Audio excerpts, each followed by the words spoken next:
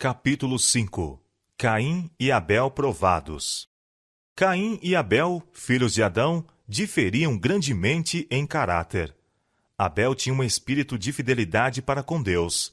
Via justiça e misericórdia no trato do Criador com a raça decaída, e com gratidão aceitou a esperança da redenção. Caim, porém, acariciava sentimentos de rebeldia e murmurava contra Deus por causa da maldição pronunciada sobre a terra e sobre o gênero humano, em virtude do pecado de Adão. Permitiu que a mente se deixasse levar pelo mesmo conduto que determinara a queda de Satanás, condescendendo com desejo de exaltação própria e pondo em dúvida a justiça e autoridade divinas.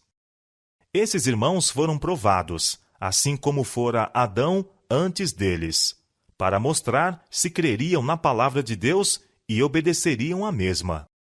Estavam cientes da providência tomada para a salvação do homem e compreendiam o sistema de ofertas que Deus ordenara. Sabiam que nessas ofertas deveriam exprimir fé no Salvador, a quem tais ofertas tipificavam, e ao mesmo tempo reconhecer sua total dependência dele para o perdão. E sabiam que, conformando-se assim ao plano divino para sua redenção, estavam a dar prova de sua obediência à vontade de Deus. Sem derramamento de sangue, não poderia haver remissão de pecado, e deviam eles mostrar sua fé no sangue de Cristo como a expiação prometida, oferecendo em sacrifício o primogênito do rebanho. Além disto, as primícias da terra deviam ser apresentadas diante do Senhor em ação de graças. Os dois irmãos, de modo semelhante, erigiram seus altares, e cada qual trouxe uma oferta. Abel apresentou um sacrifício do rebanho, de acordo com as instruções do Senhor. E atentou o Senhor para Abel e para a sua oferta. Gênesis capítulo 4, verso 4. Lampejou o fogo do céu e consumiu o sacrifício. Mas Caim, desrespeitando o mandado direto e explícito do Senhor, apresentou apenas uma oferta de frutos. Não houve sinal do céu para mostrar que era aceita.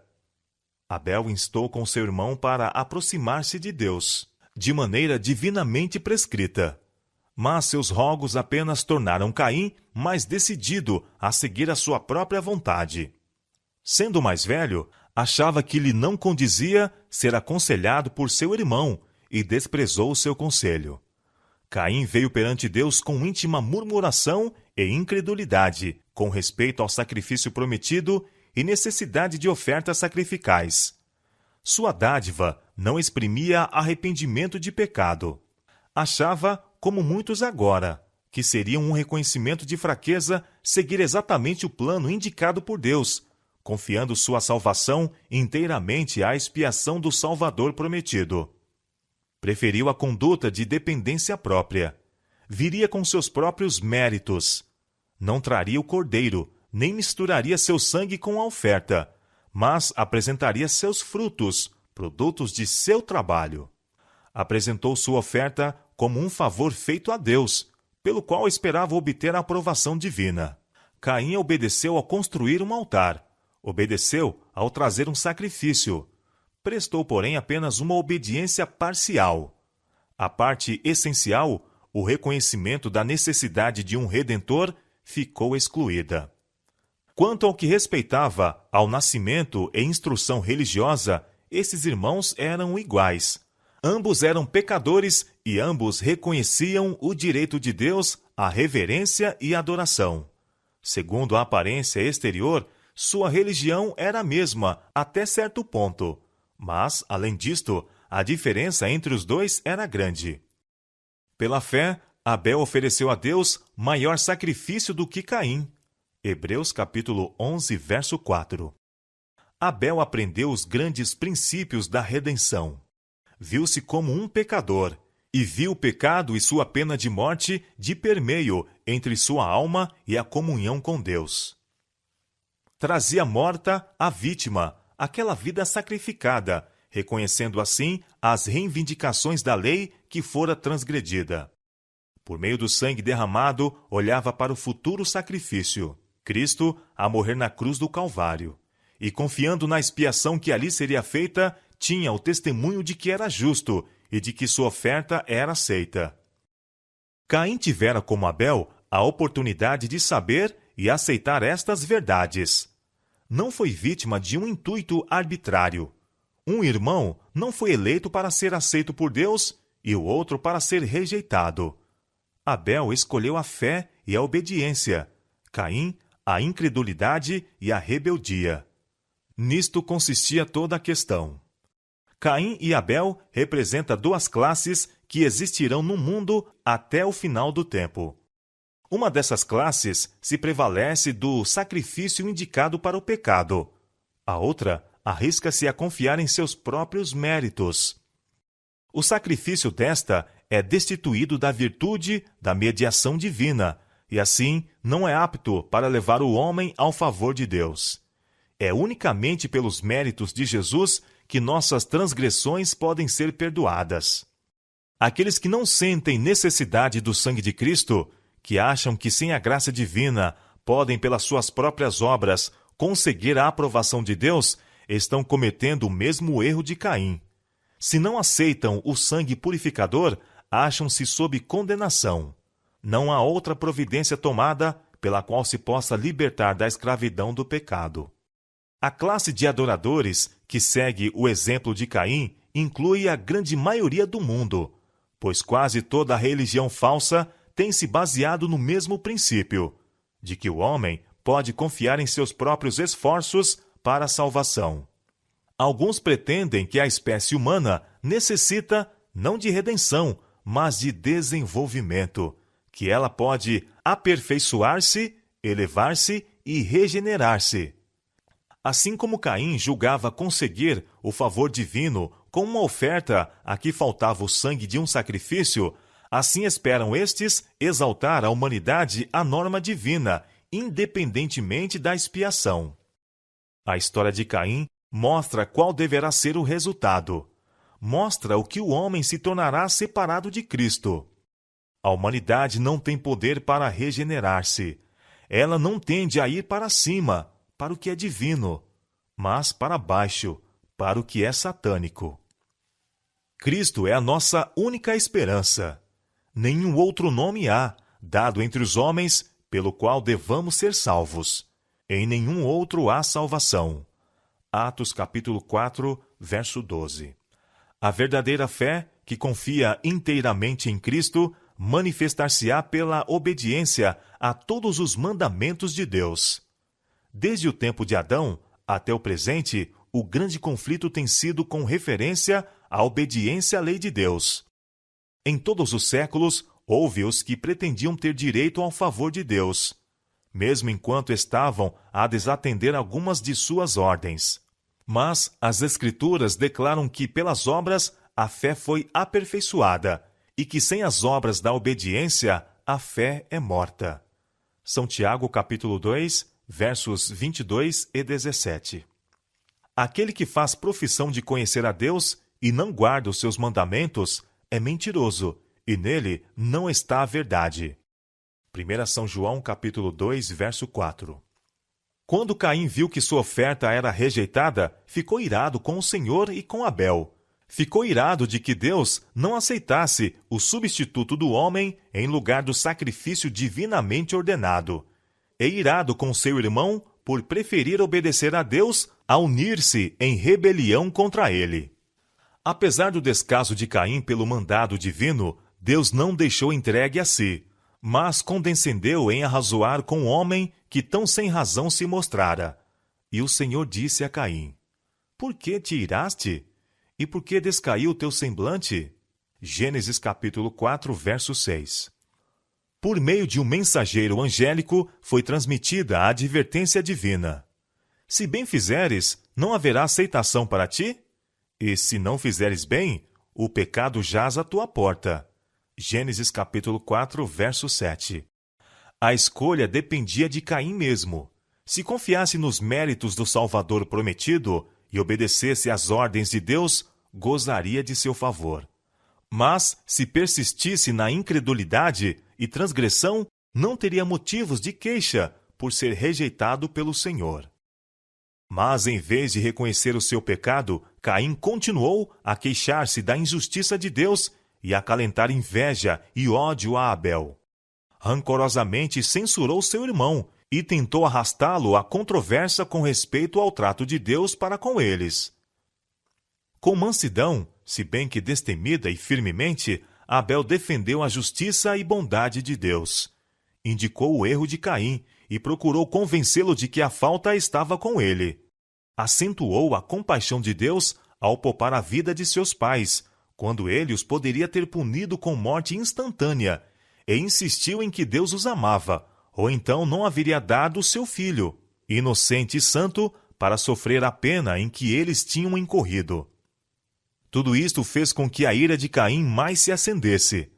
A razão e a consciência lhe diziam que Abel tinha razão, mas ele estava enraivecido de que aquele que estivera acostumado a atender seus conselhos pretendesse agora discordar dele, e de que não pudesse ganhar simpatia em sua rebelião.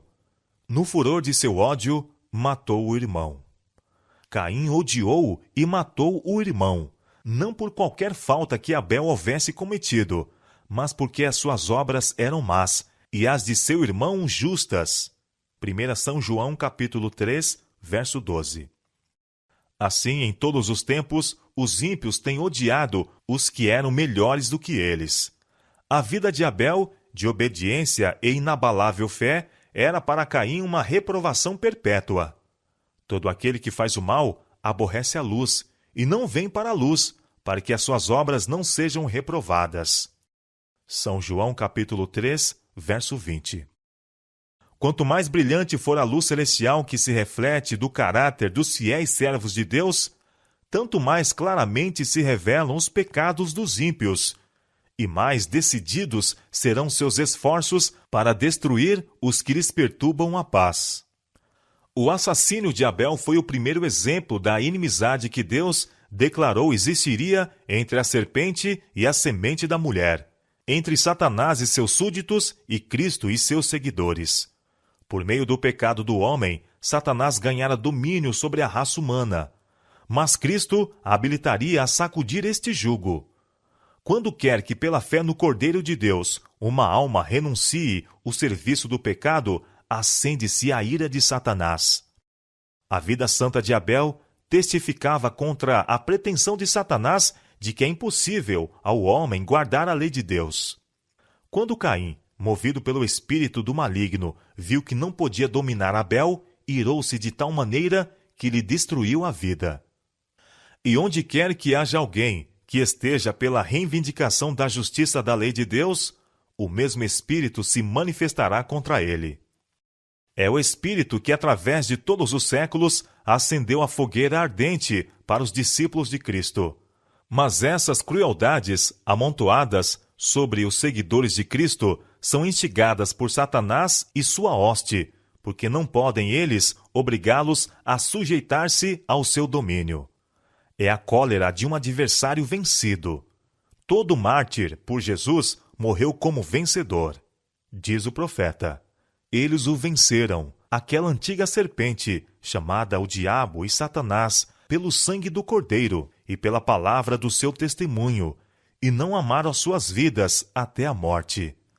Apocalipse capítulo 12, versos 11 e 9. Caim, o homicida, logo foi chamado para responder por seu crime. E disse o Senhor a Caim: onde está Abel, teu irmão? E ele disse: não sei, sou eu guardador de meu irmão? Gênesis capítulo 4, versos 9 a 12. Caim tinha avançado tanto no pecado que perdera a intuição da contínua presença de Deus e de sua grandeza e onisciência. Assim recorreu à falsidade para esconder a sua culpa. De novo, diz o Senhor a Caim: que fizeste? A voz do sangue do teu irmão clama a mim desde a terra.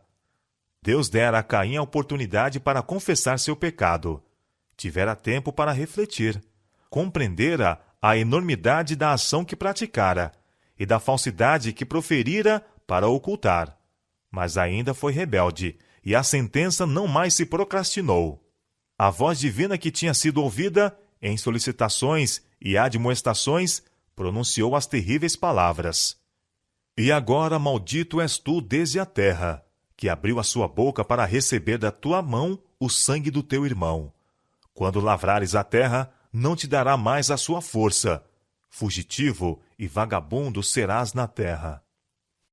Apesar de Caim, pelos seus crimes, haver merecido a sentença de morte, um Criador misericordioso ainda lhe poupou a vida e concedeu-lhe oportunidade para o arrependimento. Mas Caim viveu apenas para endurecer o coração, para acoroçoar a rebelião contra a autoridade divina e tornar-se o chefe de uma linhagem de pecadores ousados e perdidos. Esse único apóstata, dirigido por Satanás, tornou-se o tentador para outros, e seu exemplo e influência exerceram uma força desmoralizadora, até que a terra se corrompeu e se encheu de violência a ponto de reclamar a sua destruição. Poupando a vida do primeiro homicida, Deus apresentou diante de todo o universo uma lição que dizia respeito ao grande conflito. A tenebrosa história de Caim e seus descendentes foi uma ilustração do que teria sido o resultado de permitir ao pecador viver para sempre, para prosseguir com sua rebelião contra Deus. A paciência de Deus apenas tornou o ímpio mais ousado e desafiador em sua iniquidade. 15 séculos depois de pronunciada a sentença sobre Caim, o universo testemunhou os frutos de sua influência e exemplo no crime e corrupção que inundaram a terra. Tornou-se manifesto que a sentença de morte pronunciada contra a raça decaída pela transgressão da lei de Deus era não somente justa, mas misericordiosa. Quanto mais vivessem os homens em pecado, mais perdidos se tornariam. A sentença divina, abreviando uma carreira de desenfreada iniquidade e livrando o mundo da influência dos que se tornaram endurecidos na rebeldia, era uma bênção e não maldição. Satanás está constantemente em atividade, com intensa energia e sob mil disfarces para representar falsamente o caráter e governo de Deus. Com planos extensos e bem organizados e com poder maravilhoso, está ele a agir para conservar, sob seus enganos, os habitantes do mundo. Deus, o ser infinito e todo sabedoria, vê o fim desde o princípio, e ao tratar com o mal, seus planos foram de grande alcance e compreensivos. Foi o seu intuito não somente abater a rebeldia, mas demonstrar a todo o universo a natureza da mesma. O plano de Deus estava a desdobrar-se, mostrando tanto sua justiça como sua misericórdia, e amplamente reivindicando sua sabedoria e justiça em seu trato com o mal. Os santos habitantes de outros mundos estavam a observar com mais profundo interesse os acontecimentos que se desenrolavam na terra. Na condição do mundo que existira antes do dilúvio, viram o exemplo dos resultados da administração que Lúcifer se esforçara por estabelecer no céu, rejeitando a autoridade de Cristo e pondo à parte a lei de Deus. Naqueles arrogantes pecadores do mundo antediluviano, viram os súditos sobre os quais Satanás exercia domínio. Os pensamentos do coração dos homens eram só maus continuamente.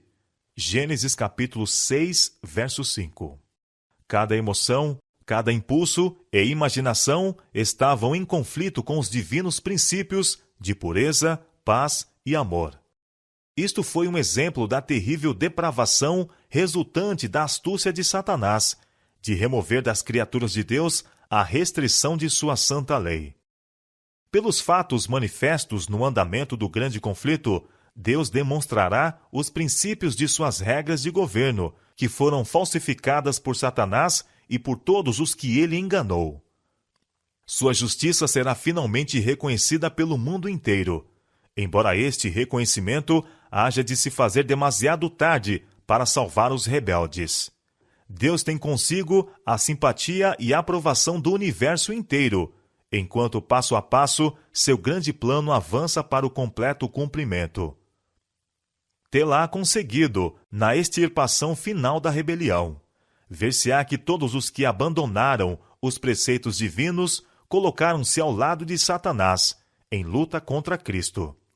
Quando o príncipe deste mundo for julgado e todos que com ele se uniram participarem de sua sorte, o universo inteiro, como testemunha da sentença, declarará: Justos e verdadeiros são os teus caminhos, ó Rei dos santos.